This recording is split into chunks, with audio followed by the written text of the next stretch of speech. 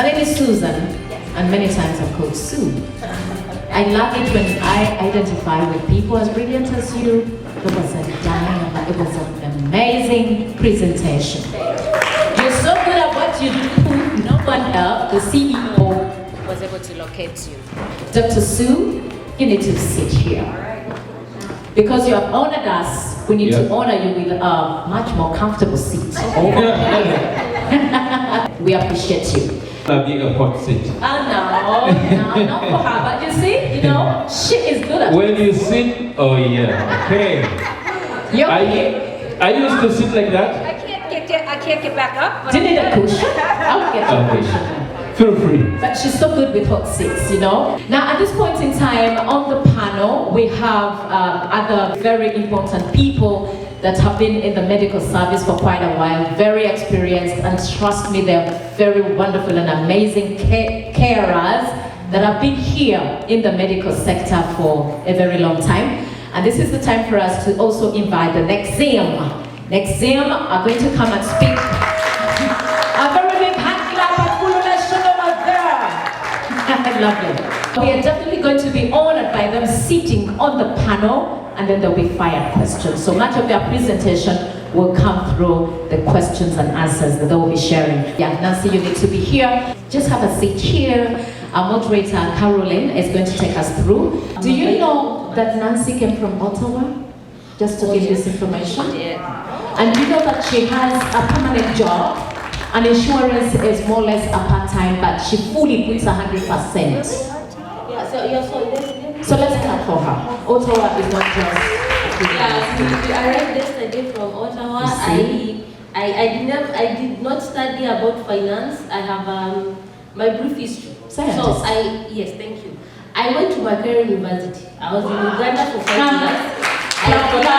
Thank you. I did a Bachelor of Science degree in industrial chemistry. Then after I finished, I'm originally from Kenya, right? I went back to my country. I worked in EFBL, East Africa Breweries. Yeah. I know in Uganda it's UBL, but I know in Uganda it's Nile Breweries that sells so much, not it still sells? Oh wow. Yeah. Then I decided to leave Africa for a while. I went to Afghanistan. I worked for 2 years.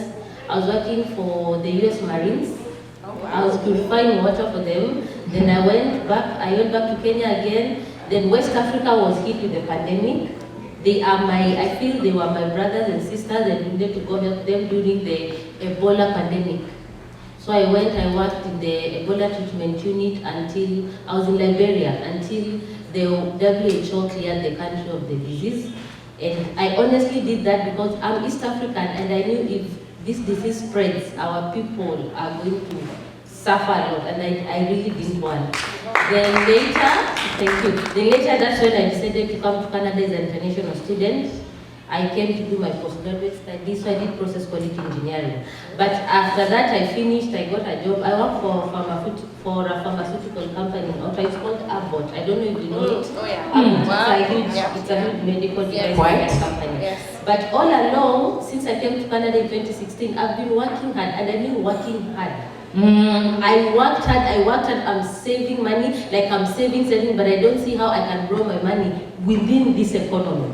Like I really tried. I walked to all banks, I'm like, oh, the interest rate is so low, until I found the person who showed me how to use a life insurance policy to grow. And I said, oh my God, most people don't know this. I need to spread this across our communities.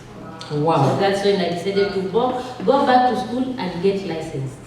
Now I do this part-time. And here you are. Yeah. Thank wow. you. That's amazing. It's very lovely. Thank you very much. My name is Carol, as the MC already said, and I'm glad that I've been moderating this session. I'll just give a short story to bring you to, and my questions will be based on that story. In 2022, I was in Vienna on a mission, and then my family called me and they said, Carol, please come back home. I just got in a short contract, but I couldn't do it because my father was very ill. They said we are working on shifts. I'd never seen someone like being bedridden for a very long time. So I knew he was not well because of age. And I used to know this because of experience and going to school, and because I have experience. My first degree is in guidance and counseling, so I used to do work related to psychology. So what happened, they say, come back home, we are working on shifts day and night. He needs people to keep like changing him, but also come back home, what if he dies before you are here? So I went back home. When I got home, that time the hospital, and they said he got bed sores. I think you're more familiar with them than I do. And because of that, it was so traumatizing that I'd never seen it. Like, I used to hear it, you read about it, but this is in your house, in your household right now. So the time when I came in, I found one of my nephews trying to clean him up. He was very, very good. He was doing it with one passion because he was his favorite. When I saw it, I was emotional, I cried. I could not see, first of all, I'm seeing him dying, I'm seeing him in pain, and I cannot imagine that this is how his body is. And everyone is saying, no, everyone must participate. So, and everyone hated me at that moment because I was taking them back to zero. The energy, the power they were holding, I took it down because I was crying. So they decided that every time in the morning when they are cleaning him up, I shouldn't appear. In the evening, I shouldn't appear. Even when they are feeding him, I shouldn't see him because I would feel like, no, you're giving him a lot, be careful. So they felt like they found me stupid, helpless, because I was not adding value to their energy, and because I was emotional. So, giving you that background, unfortunately, he passed on. He later became so good, like his health-wise, and it's unfortunate that he passed on when I was here. I didn't bury him. But the good thing is that I'd seen him, so emotionally I was stable because I saw him bedridden. Now, my question will first go to Sue. You really talked about introverts and extroverts. So how do you manage that, like from the scenario I've just shared, how do you manage that, how do you bring together introverts and extroverts to perform their work in caregiving without having fear and controlling emotions? Because I saw myself being affected and it has affected me that I feel like I get attached to the people. Instead of helping them, I become emotional, and which is not helpful. Thank you. Yeah, that's a great question, and I'm not going to be putting it towards the introvert extrovert because we're both going to get emotionally involved. But what I am going to say is I'm going to use another analogy, and it's going to sound like I'm fascinated with water, but it's very poignant. You're going to help best. So what they need to do is they get used to actually saving them from the safety of the surfboard. So they will get very adept and skilled at throwing them a line, talking them through, doing what they need to do to help them help themselves. Now, I appreciate the fact that in healthcare you need to get in and you need to help and you need to touch and you need to converse. I get that. But psychologically speaking, you can't jump in too much with your whole self, because if you do, they will drown you. And that's what will take over that emotional, what's the word I'm looking for? The emotional, and I don't want to use the word weakness, but insecurity, and it'll start to wear at you, and that's exactly what was happening. So what we need to do is get very, very strong in helping people from the safety of the surfboard. That's really, it's whether you're an extrovert or an introvert, we're going to handle it a little differently. An extrovert will probably be a little bit louder and a little bit more talkative, and an introvert will probably be a little bit more quiet, a little bit more pensive, and you're not going to know which the client will appreciate more until you converse with them.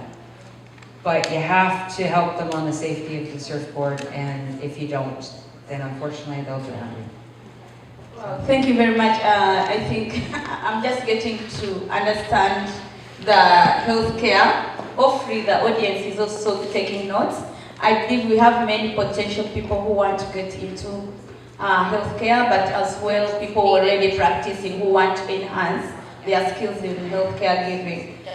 This drives me to Nexim. How do you, during your training, how do you build the bridges between providing care, but also being providers back home? If I come to Nexim, I'm being prepared to be a caregiver. At the same time, I'm expected to give care back home. Which strategies do you use to ensure that your students and also the employees are kept strategically focused without forgetting that they have other roles to play in their lives?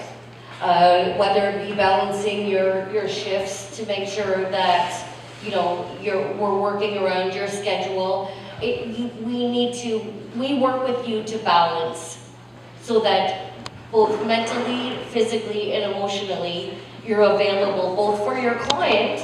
So it's all about balance with us. You'll be trained that speak up if something happens. We've got lots of support on the back end of the office. So if you're out in the field, in the back end, we've got schedulers and team leaders and branch managers like myself. And we are the ones that will say to the field staff, please, if something comes up, if something is wearing on you, if something happened in the field, please let us know. Because it's of the utmost importance to us that you're mentally and physically healthy, both at work and at home. So balance is key. And you'll hear that constantly throughout Trident and Nexum. Balance, balance, balance. Thank you very much. I think I'm understanding that people need to draw their schedules very well. So this drives me back to the life insurance because I think there's an interconnectedness of whatever we are talking about. From the African background, like even the scenario I just shared, you realize that there was no insurance. From your experience and the time you have worked in Canada, what would you advise people from Africa to advance themselves into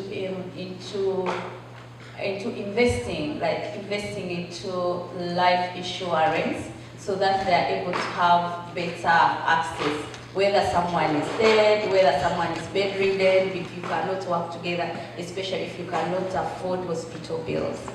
Yeah, what would you advise using the African context? We need to educate ourselves on the importance of having a life insurance policy. I think most of us, we come from backgrounds and cultures where this is not ingrained in us. And then when we find ourselves in the Western world and something goes wrong, we are lost. Back in Africa, we have community living. For example, let me give an example. If death occurs, the community will come in. The community will come and help that family with burial expenses and give them emotional support. Here in Canada, we live our own lives. We don't have much of community living. And then the expenses here are quite high. So I believe we need to educate ourselves. I've seen even people making YouTube videos, and for me, I like showing people what even the Canadian government says about having a life insurance policy. What does the government say? Why should you have it? Do you qualify for it? Why is it important to have it now and start today? So we just need to educate them. Who qualifies to life insurance in Canada? So let me talk about, there are two different kinds of life insurance. You have the regular one that the company will check somebody's criminal record, somebody's driving record, and their medical history. Now most people, they are good with the criminal record and the driving history. It's the medical reasons that become a challenge, especially as we advance in age. people have different challenges, could be anything, right? So if somebody has a medical challenge that the company cannot insure, for example, let me give an example. Maybe somebody has cancer. Of course, they cannot get regular insurance because they are not healthy. Somebody needs to be healthy at the time of approval. That is the regular insurance. And then there are some plans where, let me talk some insurance terms. There's something we call underwriting, where the underwriter comes in and checks the application that has been submitted. Now, the company that I work with, the underwriting is done before, meaning once the application is done, they'll check the medical information bureau, they'll do any checks they need to do before the approval is done. So if a person becomes sick after the approval is done, you are good. Like, the claim will never be denied for anything. Now, there are some insurance companies, they'll tell you, start making the payments, you qualify, you can get coverage. I'm just giving an example, for $500,000 or 200,000, and then the underwriting will be done at the time of claim. Now that is tricky, because what if 5 years, 10 years ago you are healthy, and then 5 or 10 years down the line you are not healthy? So do you want to lose your money and the claim is denied, because now the underwriting is taking place when the claim is being done? We call that the hit by the bus insurance. I know. Yes. So I also advise people, do your due diligence. When will the underwriting be done? Now that is regular insurance. Then you have the guaranteed issue, whereby guaranteed somebody has a medical condition, they cannot qualify for regular insurance. We still offer guaranteed issue, but the guaranteed issue is just like for final expense. Final expense, I mean, for burial costs. And there are companies that actually measure in that. They give the guaranteed issue, but the thing is that with this kind of policies, there is no investment to it. You are just paying premiums so that in case death occurs, there is money for burial or something small to leave behind, but there is no investment. So you cannot actually say, I have cash valued in my policy, I can grow my money. You cannot say that. Yes. All right, thank you very much. I think, guys, you realize that it's the reason we are here attending the International Empowerment Conference on Healthcare and the Medical Sector. I think I'm going to bring it closer to the end, but I'll first go to Nathan. I would like you to share more about the connections you talked about, the job opportunities. Because some of us here may be searching for a job, and you really talked about it, but also they have friends of friends who qualify for it. They already have the qualification. How do they connect to you, and how do they get to NetSIMS? I think it's very important for us to know. You can connect to us via phone, via email, on our flyers. There are tons of job opportunities for personal support workers, PSWs, DSWs, SSWs. We're always looking for, those are the major ones that we're looking for, PSWs, DSWs. I think you can attest that there's a huge need.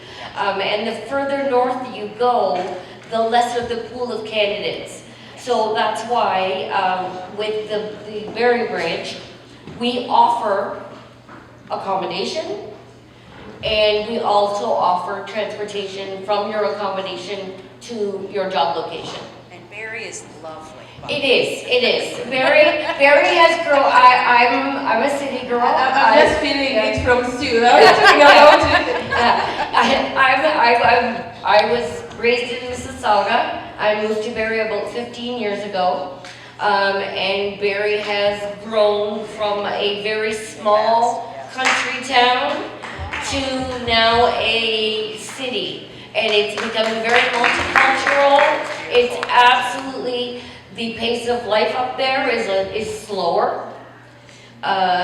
Things move a little slower there. People drive a little slower. So it's an introverted city. It's an introverted, it is. There you go, it's an introverted city. And the further north you go, like I said, the slower the pace, and the more need.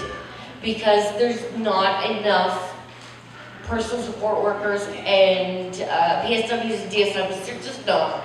and especially moving northward, it's very difficult. There's always opportunities, there's always positions available, there's always shifts available, so we're always looking to bring on people, and again, we offer accommodation, so you don't have to look for your own place to stay, and it's at a very reduced cost compared to what you're paying in rent currently. And we also offer the service to and from your home location, right to the front of your job, and then back home again. That's huge. Yes, yes, yeah, and in remote locations, that's it's a big deal. Absolutely. You don't need, there's no need for a vehicle, and you're also getting an accommodation at a very reduced cost, which you know, when you're out there and you're just getting started and you're trying to work and make that money, and you're supporting your family, and maybe you're sending money back home, you know, there's a significant savings in staying in our accommodation and using our transportation. So welcome people to move up north. Absolutely, please check out Nexum and try it, because we, I think Chinwe will attest too. The good thing about us is also we get you trained. Yes. We Trident, we get you trained. We don't just push people to the field without proper training. So we make sure we give you all the things you need, all the certifications you need, we provide them. So that when you get to the field, you will do the work that we have asked you to go and do. So we are like a one-stop shop, where you come and get everything you need. We'll train you, we'll give you job, accommodation, and transportation. So you don't have anything to bother. Just all you need to do is come to us, and we get you sorted out. Okay? Thank you. Wow. Okay, thank you very much for it. I think it's a very interesting conversation that could create more job opportunities for other colleagues of ours that are not here. Thank you very much. Before we go into the final conclusion, we'd like to give an opportunity to the audience to ask 3 questions. Yes. You have been such an amazing panel. Trust me. Thank you. You have what it takes to give the service you give. Next thing, I am coming. Thank you. I'm a very good carer. Trust me. Thank you. Put me registered on your list fast. Bring all your friends and your family and anybody out there, please. I'm such a chatterbox, and trust me, I can sell you ice during winter, so trust me, I'll do that. Thank you. And there's one thing you mentioned. You mentioned that you do for us all things, but you didn't mention that you pay us. But I know that your pay is good.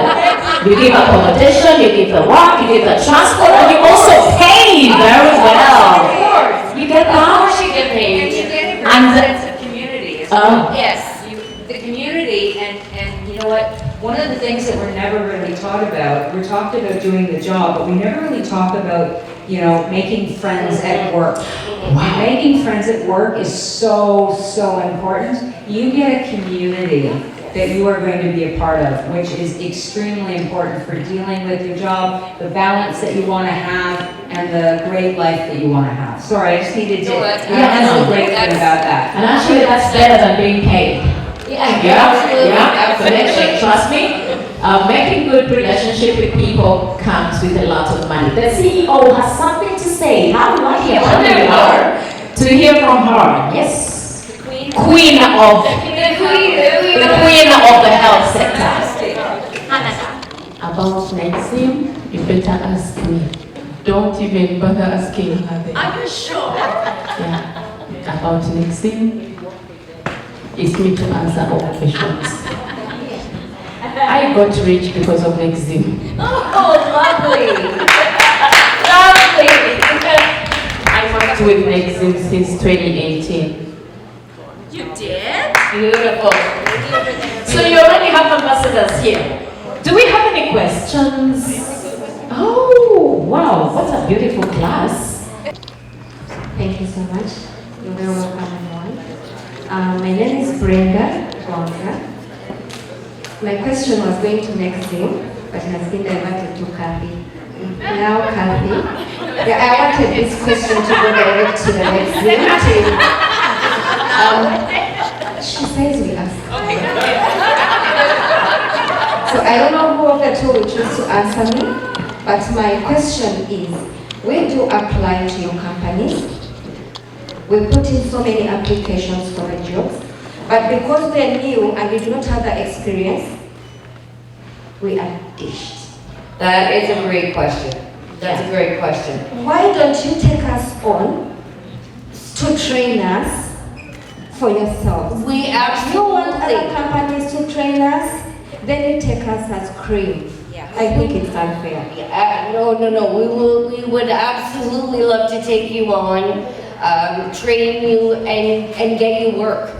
Because there is work out there, lots of it. Kathy, you can attest to it. Chinwe, you can attest to it. So come to Nexum, contact us, email us, phone us, use the QR code on the flyer, contact Trident, and we will definitely get you trained and get you work. We have lots of work. We need people. And you know what?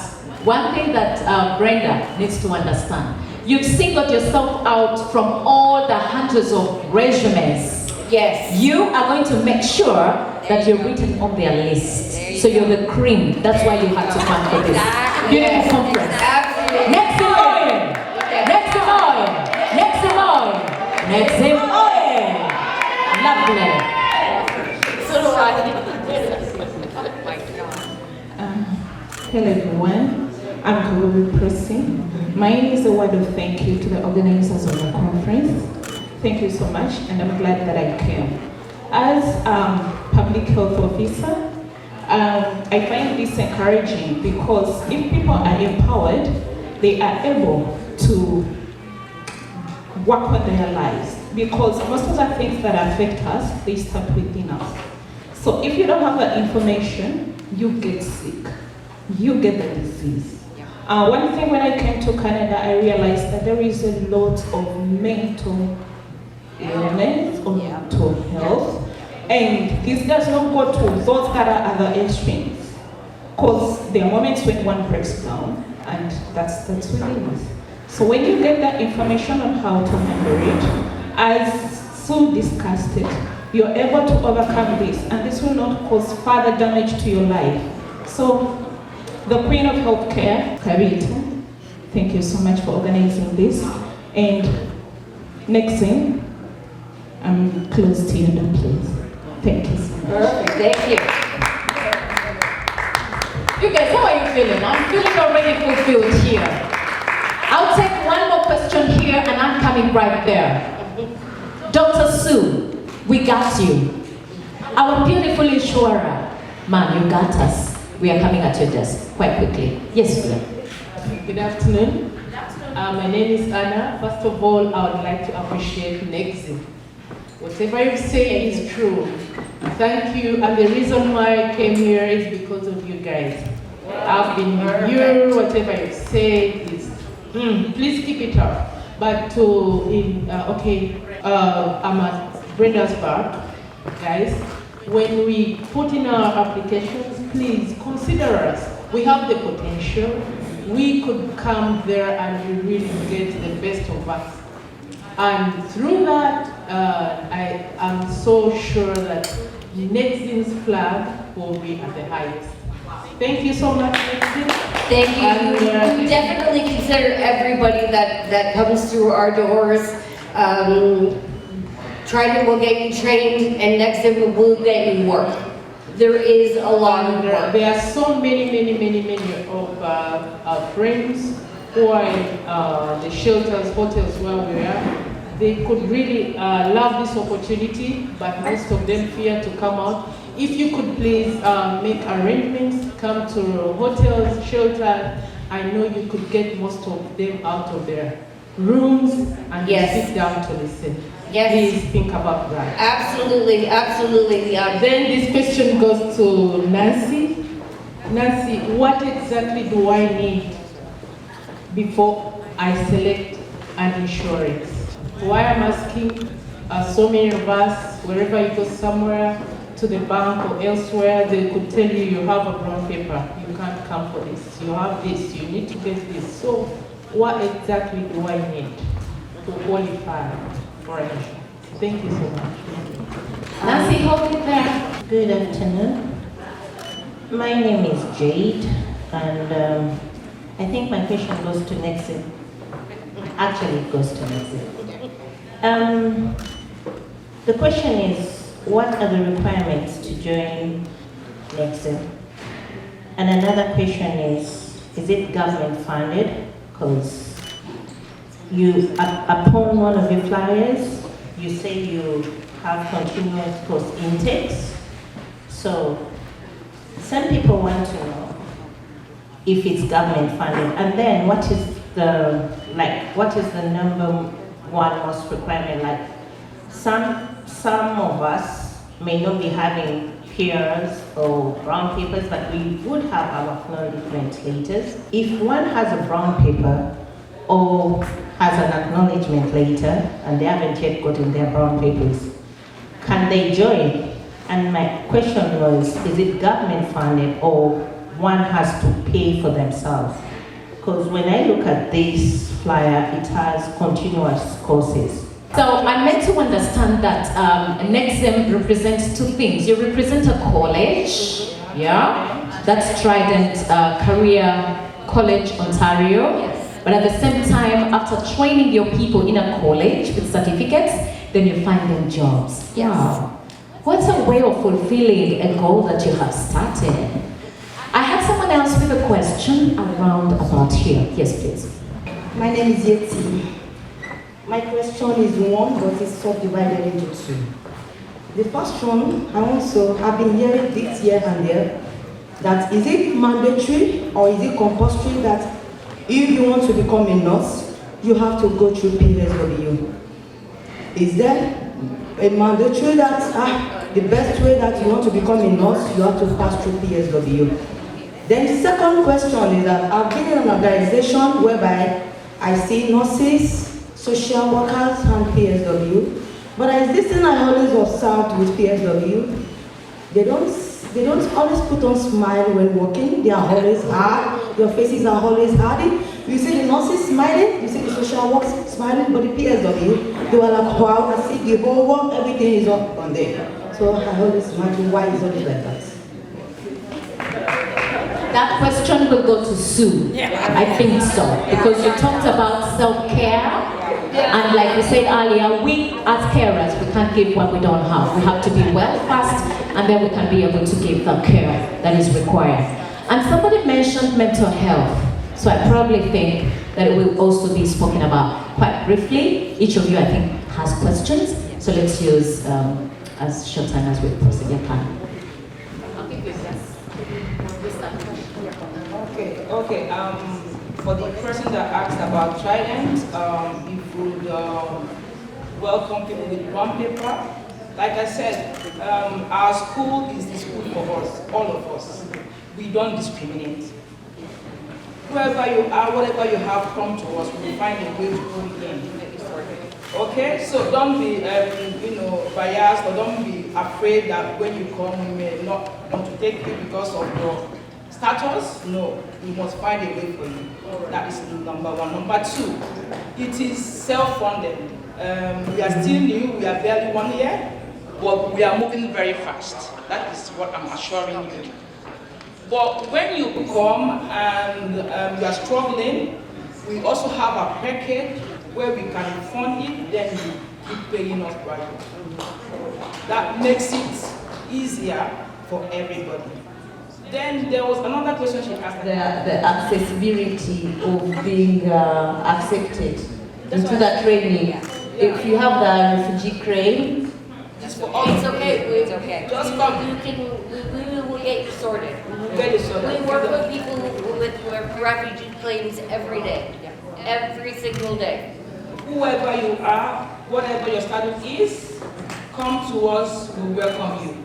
That is number one. Number two is that our school is self-funded. Okay? We are barely new, we are not up to 2 years, but we are really moving very fast. Okay? But we have a package where if you cannot afford to fund as we want you to fund, we can fund it, you pay us gradually. But this is what we come to discuss one-on-one, and we can figure it out. Okay? Regardless of who you are, what your status is, or what you have, we will find a way to get you sorted. We will find a good way to get you trained, and we will find a way to get you work. That's what we do. That's what we do every day. That's our passion and why we come to work every day. I got one. I think the other part of the question too was, do you need to be a PSW before you're a nurse? And no, you don't. That is one aspect of healthcare. It doesn't, no offense to Nexum and Trident, it's not the requirement. You can be in a variety of different types of healthcare based on, and you have a co-op student that's looking to figure out where her love is. And I think it's important to find out where your love is. A lot of young people, they follow the money. And they think, okay, that's where I need to be so I can get a job, so I can continue to stay here, so I can continue to be happy. And to go back to your lovely point, you have people that are not happy. And is it because they followed the money, or did they follow their heart? They need to follow their heart and their passion. They need to love what you do. If you love what you do, the money will come. Yes. That is proven. That is a scientific fact. If you love what you do, the money will come. And for those people, they need to start seeing what they need to do and love what they do. And if they're not smiling, then we need to help them smile. Absolutely. Absolutely. 100%. I believe the question asked was what qualifies one for the life insurance. So I believe you're asking about the status in the country. For one to qualify, one needs to be either a Canadian permanent resident or citizen, or they are on a work permit. Could be a closed work permit or an open work permit, like the postgraduate work permit. And you need to show your status in the country. Now, those who don't qualify, if you come to Canada as a visitor, you don't qualify for it. If you're on a super visa, you don't qualify for it, or you're on a diplomatic visa. Now, if you have the brown paper, I believe if somebody has the brown paper, eventually they get a work permit, right? Yes. Because I've done applications for such clients. They want brown paper, they got the work permit, and whether it's closed or open, it really doesn't matter, and then they got a job, because you need to make premiums. So that's it. Oh, thank you very much. I think I feel empowered. Are we empowered? Yeah. I think the questions were very straight. Before we go into the final remarks, I've just realized we have Anna. You asked a question of starting point. To me, personally, I've realized that you have to be closer to credit and then work with Nexum. I think that's a trick that we have not understood. Yes. Because really they will easily communicate to each other. So I think a starting point is here today. You can contact them, connect with them after the panel. Now there's something I need to say. We have lots of people in shelters very depressed and stressed right now. We have a number of them with actually brown papers and work permits, for crying out loud. And when we invite them for conferences like these, that are very educative and informative, they find it difficult to come. Because all answers are here. And many of them would like to cross over from business and they want to enter the health sector. So where on earth are you going to get information when you don't attend such amazing, brilliantly chosen people like these ones that can give you the knowledge? So please, take this around and make sure that you tell a friend, to tell a friend, to tell a friend, to tell a friend. We need to have this area totally full of people so that they can pick what they have to pick and make their lives better in Canada. Canada, it is a land of opportunities. We don't only want to stand on the land, but we also want to grab the opportunities as well. We have a gentleman in the house that would like to ask a question. How amazing. We are also gender sensitive. Hello, ladies and gentlemen. I greet you all. My name is Alan Putantege, and I have a few questions for our panelists. I work in the health sector, though it's one of like my kind of job is, you didn't actually mention it. I'm not a nurse, I'm not a PSW, but I'm a cook. And I believe I still work in the health sector. I work in a retirement home, somewhere in the Blue Mountains. Oh, good. Yeah. Okay. Under Southbridge Care. Okay. You never talked about these other jobs. Still with the school Nexim. I mean, you also have other jobs other than the PSWs. 100%. You hire cleaners, Cooks, dietary aides, dietitians, housekeepers, among others. absolutely. Yeah. Absolutely. Any position that you could think of in a long-term care home or a community living home, we fill those positions. So whether it be a cook or a housekeeper or a dietary aide, absolutely, we fill those positions and we welcome people. We in the area that you're in right now, we are in desperate need of dietary aides. We cannot find them. They are few and far between. Thank you so much. Now, my questions, part of them will directly go to that. These people, other than the nurses, other than the PSWs, are affected equally by the stress, by whatever happens to in these homes. I cook food, I know every resident's need, because I know, like, they change their diet and I know them by name. Most times in these homes we lose these people. And I mean, I'm like, someone has to take missed food, you know what I mean? Missed food, pureed, and we'll be like, this person is off, is written off. So we are equally stressed, but we don't get that training, how to, like, you guys train the PSWs and these other stuff. I don't know whether you get what I mean.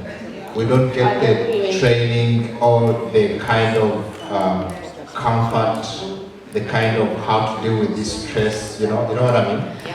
Because we get attached. We get attached. These people ask for special meals. We prepare these meals. We don't get this kind of mental health guidance or something that can release the stress levels. We don't get this. And it's not only in our home, like it's generally in most places. That's unfortunate. That's very unfortunate, and I'm sorry you don't get that. And first and foremost, I apologize for not mentioning that we do hire housekeepers, cooks, dietary aides. They're just as important as having a PSW and a DSW. If not for the cooks and the housekeepers, then the homes don't run. Yeah. They don't run well. They don't. Now, in terms of stress and mental health, we would offer you the same support we would offer PSW or DSW. Should you call your scheduler, or you need to speak to the team lead, everybody gets the exact same treatment. Everybody gets it. It doesn't matter if you're a cook or a housekeeper or dietary aide or PSW or DSW. It makes no difference to us. You're a person. You're a person and you're coming to us with stress. And it's our job to make sure that you're okay mentally and physically before you go to work. So that's our job. Yeah.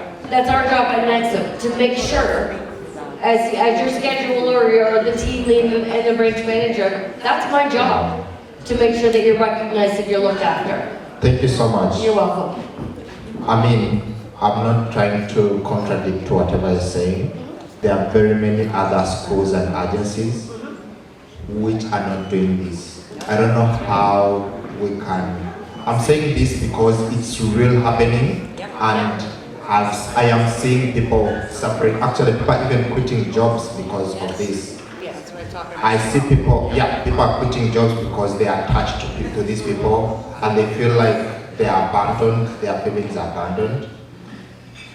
That's just a point of thought. And going to the insurance, when we look at where we come from, the perspectives of insurance, our African setting.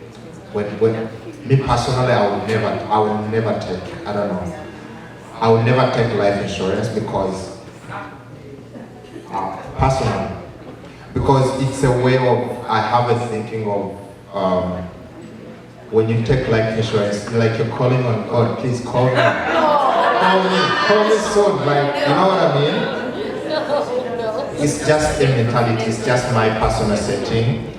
I'll never take it. I mean, it's just my cultural belief or, yeah, you know what I mean? I mean, it's like, it's a mindset, you would say, but I'm calling on something. You need to address such things. Okay, I will take insurance, but I'm just giving you a hint of how different people think. You need to look at all this. You need to look at such ways of culture awareness, like you talk about all these things. Because other than that, you will not see people coming for insurance because they have such thinkings. Thank you so much. Let me enlighten us. Let me say that. We are working, all of us, most of us are working, right? I like educating people on these other benefits of having the life insurance policy. They are living benefits of having the policy. And a good example is a retirement investment. If you ask any financial advisor out there, whether a local one or international advisor, they say 15% of your income should go towards a retirement investment. Do you know, after working in Canada for 39 years, the maximum CPP one will get when they reach retirement? Do you have an idea? Yep. Yeah. Could you share? No, more than 14,000. A little over 14,000. So that translates to monthly around 1,300 and something. Yep. Is that money enough to live a comfortable life? No. Do you see why you need the life insurance policy? You can use it to supplement your retirement income. Exactly as you said, as she's saying, it's a mindset thing. That's why we are here to educate our people on the importance of having a policy. And what most people don't know, the younger you are, the lower the cost of insurance. The older you get, the more expensive it is to purchase that life insurance. So by having a policy, you are killing many birds with one stone. Not only are you protecting your life, his life is short. It's an investment. Even the government of Canada says it's an investment. Let me give homework. When you go home, go to the government website, Google estate planning checklists. It's the way the government recommends people should plan their estate before they exit this world, right? You can do a trust, you can do a will. Life insurance is the only item that is mentioned 3 times on that list. It's that important to have a life insurance policy. And again, we are working hard to make money. We are immigrants, we came here to look for a better life. It's one thing to make money, it's another thing to have your money work hard for you. So think about that. Dr. Sue has something to say before we get one last question. The other thing is that it was a really valid point where you said, as soon as I start thinking about life insurance, I'm asking God to go to the next level. And, you know, I think it's very much a mindset. I'm going to ask you, do you have a bank account? Why do you have a bank account? You put money into it. For what? For your life? So you can have a good life? Exactly. It's the same thing. All you're doing is just thinking about it differently. Right? Somebody told you you need to have a bank account because you need to plan for your life. You need to have money not sit in a jar or under your mattress, that you need to have it in a specific financial investment, and it's called a bank account. But all of this is doing is this is just a different label. It's a different product that allows you to do something for your life. Just think about it that way. And it all starts with, again, you mentioned cultures and values. We have to look at our beliefs, we have to look at some of our values and say, yes, those are what they are, but do they benefit us now? And you have to look at what will benefit you now. Thinking positively, looking at coping mechanisms. They're all available to you. We just have to find out what they are. And then just think of a different way to look at it. I hope that helps. Yeah, insurance even better. The bank account will receive your salary, get part of that salary, go open up an insurance. Policy. It's all connected. Isn't that it? Sometimes I think what most people don't know is that when you have a policy, there is money that can grow within your policy. We call it the cash value. You can use that money. There are different ways to access money within the policy. One, you can do a policy loan. The interest rate is only 3.9%. So by doing that, you are being your own bank. Two, you can do direct withdrawal from your policy. Three, you can assign the policy as a collateral. My youngest client is 2 months old. 2 months. 2 months old. So when the parent planted that seed, by the time this child gets to 23, 24, they have money they can use from their policy to put as down payment for a home or educate themselves. They don't need to rely on OSAP, right? That's what I did for my boys. Yeah. So you are creating wealth. You're not just thinking about today. You're just also thinking about tomorrow. And something else I like asking people. Right now, most people are working. Somebody is depending on that income, right? We all know we will die one day. That for sure is coming, and we are being positive. It's us preparing for our future. The wise man said, failing to plan is planning to fail. For sure, death will occur at one point. So what will happen on your dependents, those who are depending on that income? Are you thinking about them? That's the question I'd like to pose. Oh, please. This is a wake-up call. We will have 3 questions only. And my question is to Dr. Sue. How do you deal with work bullying and discrimination? Because most of us are immigrants. I worked as a PSW, but then here. I was dealing with a lot of work bullying and discrimination at my workplace. I was working in London, UK, but there it's called support care worker, so it's the same thing, but it's just a difference by the name. I was dealing with a lot of work bullying and discrimination at work. So how do you deal with that? I mean, how do you deal with that as a, you say your management or something like that? How do you deal with that? That is so difficult. Workplace bullying is so prevalent. It's unfortunately prevalent in a variety of different industries, and it isn't necessarily with respect to people of color. It is respect to gender, religion, race, sexual orientation. And unfortunately, how do you deal with that? There's a variety of different ways to deal with it, and again, it can come down to the individual's personality. And that might be hard to do, and it might be very easier for you to sit back and say, I'm just going to avoid the person. And it depends on your personality. So you might say, okay, I'm going to avoid the person. And what ends up happening is you shut down a little bit of yourself, and you become less than what you need to be because you are so afraid of getting near the person that's been bullying you. Bullying is about making them feel better by putting somebody else down. And what you need to do, in my experience, is you need to rise above them and tell them, you're not going to take that crap. Yeah.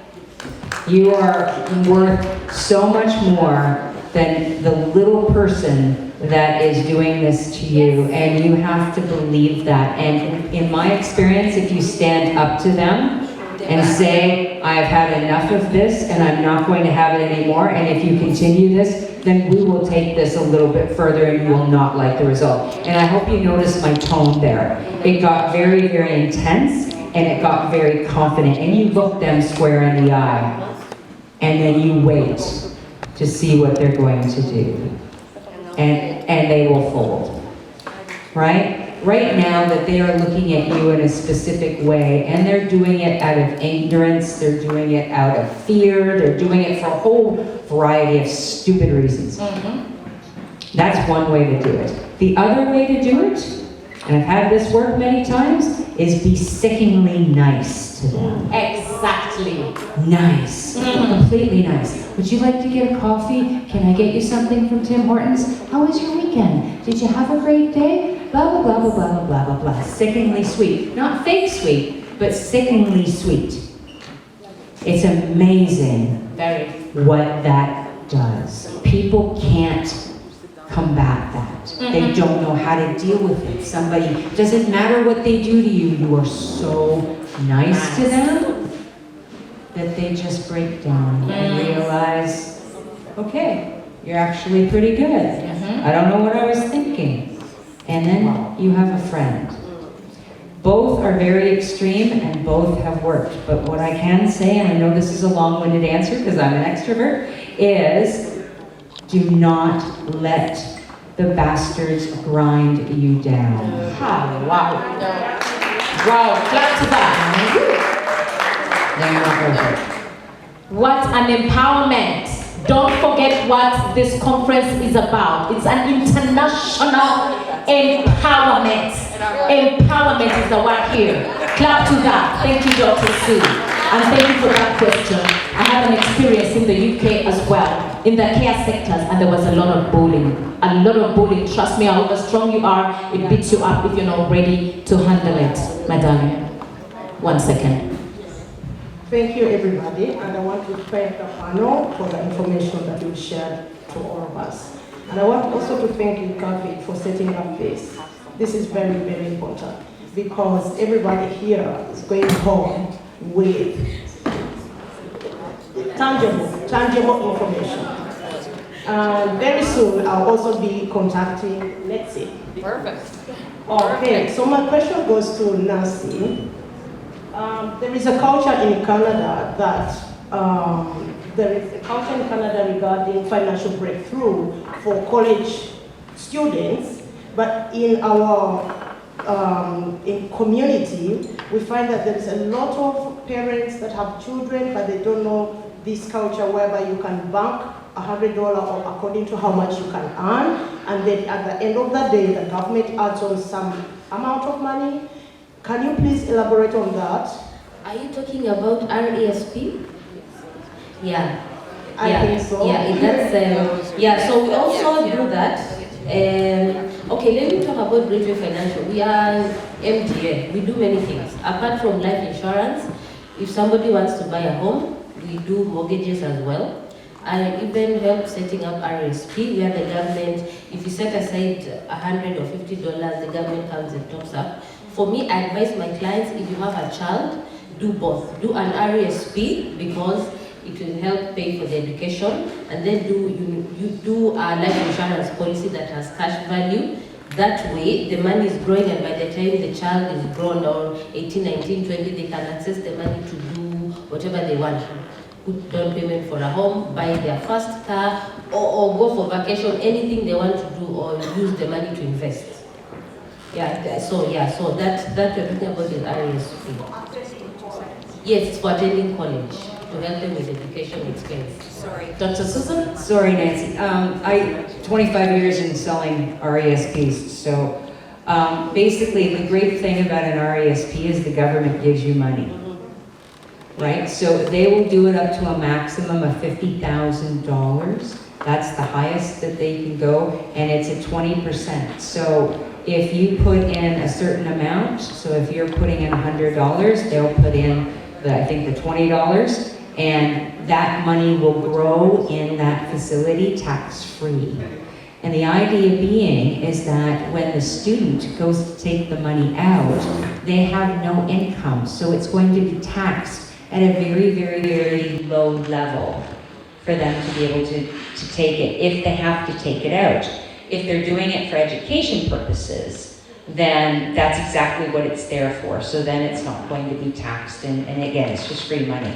And as I'm saying it, I'm realizing how much I've actually forgotten over the years. So yeah, as soon as you have a baby, you do need to get a social insurance number for the baby. So as soon as you get a social insurance number, then you can get an RESP.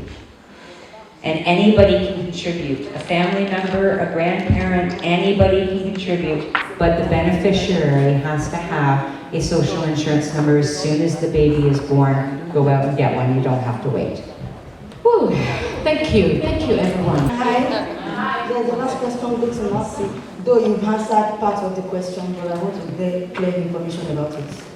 thank God you changed my mindset, because before my mindset was that once you have life insurance, you can't use it any other thing than life insurance. But thank God you changed my mindset today.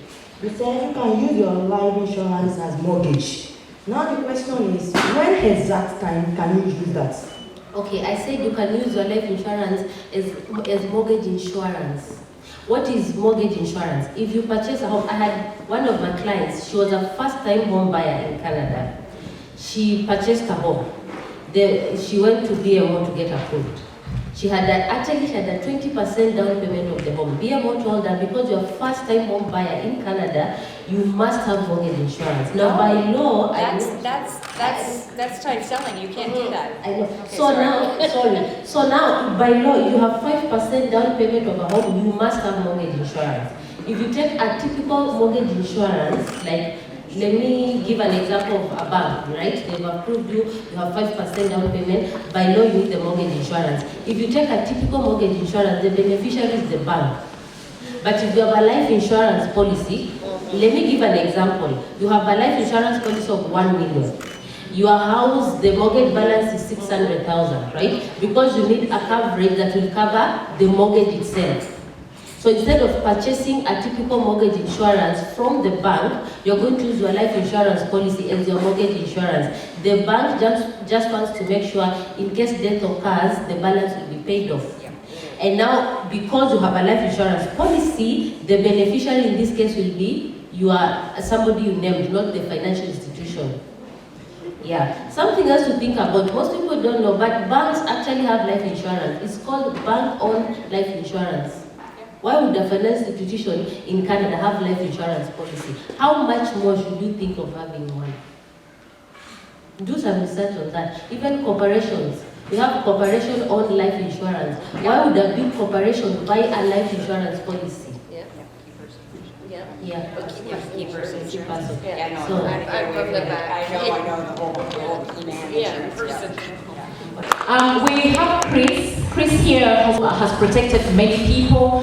Like we all know that in Canada, there's what we call intrusion and making sure that everybody is respected. So we have the LGBT community that have to be protected from back home and even here in Canada. So Chris, he is at every conference, very supportive to everybody, and he makes sure that he makes a face and contributes. Chris, you have a question? Just give it quite quickly, thank you. Hello, my name is Chris, and I work with the African Center for Refugees in Ontario, Canada. My question is going to my friend Nancy. Like I said, I work with newcomers in Canada, and a death is inevitable. How do we deal with death as newcomers here? You can go, take an example, somebody dies. What happens? We hear that, oh, Canada, you buy a small plot of land, that is where you're going to be buried, you pay 20,000, you know? What's that? We really want to understand, in case you are not insured. Then thank you so much, Kalite, for the invitation. As I was being invited, she was like, oh, you will network. There are so many people going to be there. I'm glad that I have seen people getting employed right now. Yes! I've been to so many conferences and people just go as they came. But I'm glad that somebody here is on the list that is going to go to NextZim. And NextZim, and I'm going to network. We are organizing the annual national conference for newcomers in Canada, and on the side event we have the hiring event. So I'll be reaching out to you. Perfect. To participate in this conference. I understand this conference attracts over 500 newcomers, and I know when you are there, people will get employed. Excellent. Yeah, absolutely. Absolutely. Actually, Chris has a WhatsApp group where we have over 1,500 followers and membership. So when he says that, he actually means it. He will do it. Chris, this is special from the people back here. They want to thank you so much for supporting that community. Can you stand up? Can you just stand up? Please, we appreciate. People forget that every little thing that you do, people actually are seeing and observing. And every bad thing that you do, likewise, we'll see you and we will know where you fall. So we want to thank you, really. So many people here are appreciating you. Okay, just 1 second for each of you, just to give a closing remark before we close up this. Lovely, thank you. What can I say? I can say, consider having a life insurance policy. That's what I would say. Think about you, think about your future. I mean, or the legacy you're going to leave behind. Just think about it. You know, thank you so much for allowing me to come here and answer questions and being a part of this. This means so much. You know what, you're right. They don't teach a lot of how to cope with things. They don't teach a lot of how we should act in communication, and people are messy and it's difficult. And you know what? Connecting with other people, connecting with community, connecting with the universe, connecting with God, those are the things that are going to be helping you when you need it the most. And tomorrow I'm going to be going over more about how to connect and help you in this lovely little universe and healthcare industry that we're all in. So thank you so much. I want to say, like, healthcare is like, it's wholesome. I won't even say, like, I would want everybody to, in as much as you have something else you like to do, I would also want you to try and experience healthcare. Because at every point in our lives, would have someone we want to take care of. Even if it's not you, your relatives, your children, you know, or your friends. And you need information to be able to do that. And where do you get it? You get it from us. Yeah. So we want you all to come and be part of us. Okay? Thank you. Thank you so much. We just have one small remark from you. Can we have it? Yes, just hi everybody. Hello. I hope we're all enjoying this awesome conference. Definitely. Yes, I just have an advice for Nancy. Not really an advice. Okay, Nancy, we have a lot of young people around us here today. So what are the requirements if they're interested in being a financial advisor? You've not said that to us. Just like you. Yeah, we need to know because people want to improve their life and they want to get connected in this regard. So you have one has to go back and study. The good thing you can study online. There are 2 sets of exams to do. One is the certification exam through 2 colleges, either Advocacies or Business Career College in Alberta. And then the second exam is a provincial exam because we are licensed in your home province. Now, for the Canada has, most provinces are common law, meaning they follow common law. All provinces apart from Quebec. Quebec follows civil law. So you have to do one set, it's one module, it's called ethics. But yeah, you have to do that one and then you get your license from the province. Now before a license is issued, they have to check if you have any criminal history, if you have declared any bankruptcy because you are going to be dealing with people's money. And every year there's a form we declare to, you have to make a declaration. Have I filed any bankruptcy? And am I adhering to the Code of Ethics and Business Conduct? Am I treating every client fairly? Because like in Ontario, I'm licensed by FISRA, which is Financial Services Regulatory Authority of Ontario, and anytime I can be audited. So I need to make sure I do everything right. Yeah, but it's not hard. 2 sets of exam, and then you join an industry that is producing most millionaires in the world. It pays to be a financial advisor. It really pays. I know most people here are thinking about a career in nursing or healthcare, but trust me, it pays to be a financial advisor. But you have already taught us that we can multitask. Yeah? You're a biologist, a chemist, and already you're into finances. So you can really multitask. Quite a number of us had problems in mathematics in school. I don't know about you, but yeah, I really had my share of that. But I can actually go into finances. Money is sweet and lovely and desirable, so you need to know how to handle money. In this industry, we say we are serving God by serving the people He created. Yeah. We are here to serve people. Yeah. So it's that in itself is already satisfying. satisfying. And then to see you help change somebody's financial future, it's a big blessing. It's really a big blessing. So yes, I do encourage people multitask.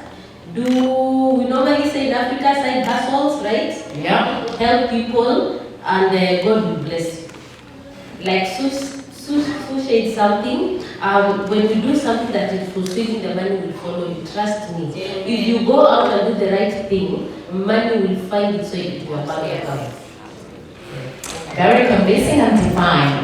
Kindly, Carol, just one word statement, and then we shall close this. Thank you very much. I just feel like my partners really need something for their stomach. Yes, they do. Just to appreciate my partner, you have been the most energetic, powerful. You have empowered our participants. And thank you to our participants for being vibrant. Wow. You are good listeners. You are very on point. It's very disappointing going to a conference and people can't ask a question. This shows that our panelists were communicating and you were listening and you actually gave us the feedback. Thank you very much, and this brings us to the end of this session.